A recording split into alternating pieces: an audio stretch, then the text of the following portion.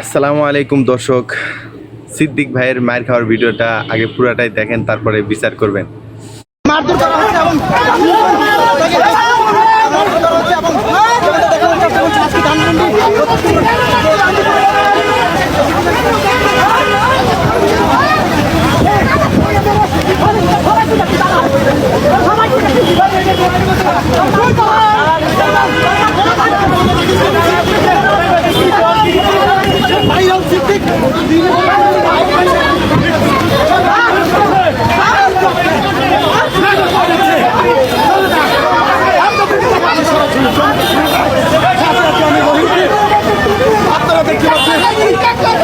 সিদ্দিককে কিন্তু একটা কিন্তু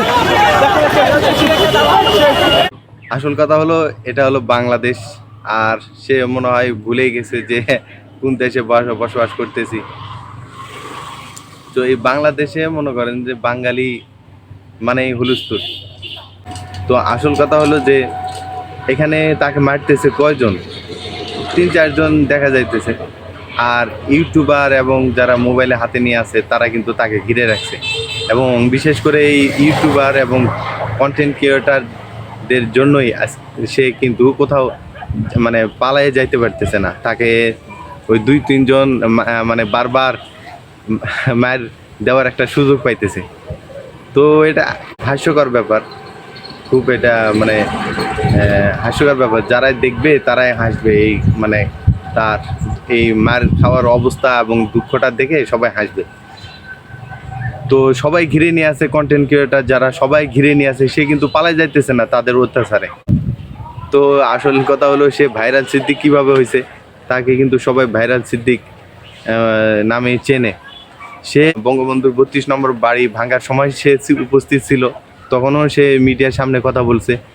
আবার বিএনপিতে যোগ দিয়েছে, ক্যামেরার সামনাসামনি হয়েছে। আপনার রাজধানীতে অনেক আপনার এই যে পাতি নেতা আর যা বলেন এগুলার কিন্তু সে ভোটের প্রচারণা চালাইছে, ভাইরাল সিদ্দিক বলতেছে সবাই।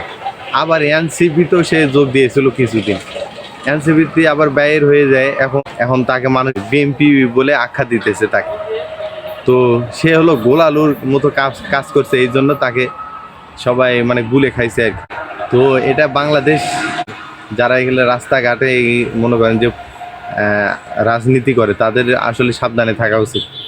হ্যাঁ, এটা বাংলাদেশ, ভুলে গেলে চলবে না। আপনার মনে করেন যে আপনি নিষ্পাপ হওয়ার পরও আপনাকে এমনভাবে মার খাওয়াবে, হ্যাঁ, 10টা লোক আপনার পিঠে মার দেওয়ার মতো সুযোগ পেয়ে যাবে। এটা হলো আপনার বাঙালি। আপনার মনে করেন যে সাহায্য করা কিন্তু মানুষ নাই আপনার রাস্তাঘাটে, সব এই যে মোবাইলতে ভিডিও করার মানুষ বেশি।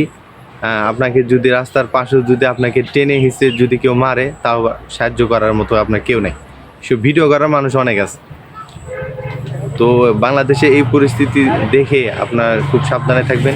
ভিডিওটি ভালো লাগলে আমাদের সাপোর্ট করবেন। সবাই সুস্থ থাকবেন, ভালো থাকবেন। খুদা হাফেজ।